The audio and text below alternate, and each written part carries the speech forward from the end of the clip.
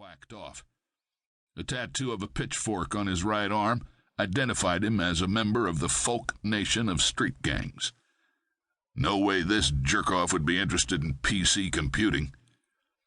His eyes darted toward the clerk over the top of the magazine.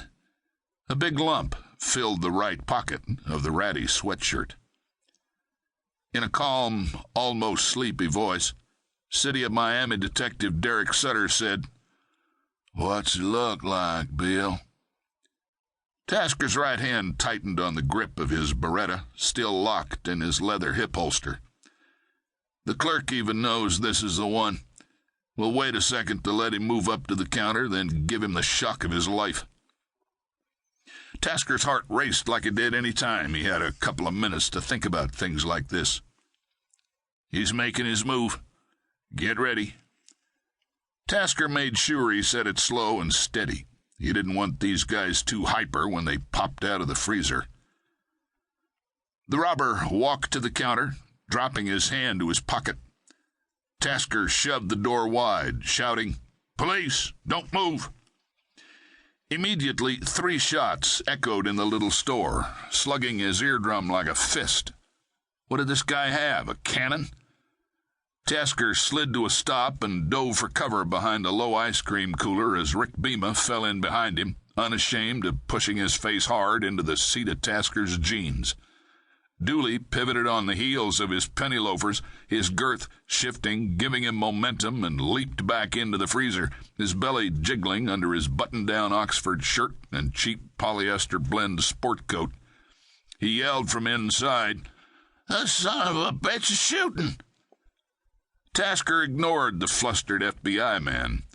He turned his head, still down low behind the image of a big Dove bar, and barked in a harsh whisper, "Rick, cover the end of the aisle." He watched the Metro-Dade detective scurry down the aisle, keeping his head well below the top shelf of candy. Tasker gripped his Beretta tight in both hands and peeked around the cooler quickly. As he dropped back behind his cover, he analyzed the image he'd just seen. The clerk was still standing, and he had the gun. A big gun. "Hold your fire!" yelled Tasker. He looked to make certain Beema had heard him. No one moved in the freezer.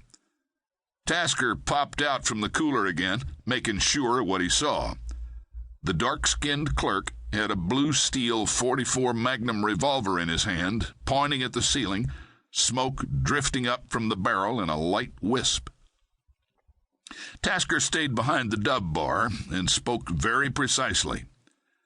"Put the gun on the counter and step away from it." No, it is okay, officer. I handle the situation," said the man in a heavy sing-song Pakistani accent. "Listen to me. Drop the gun right now," Tasker said, slowly articulating each syllable.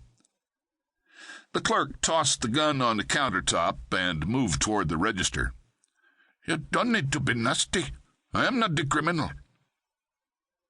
Tasker stood up, seeing Sutter and Dooley at the freezer opening and Beema coming up the other aisle. The young guy in the sweatsuit lay on the floor with blood gushing from what was left of the top of his head.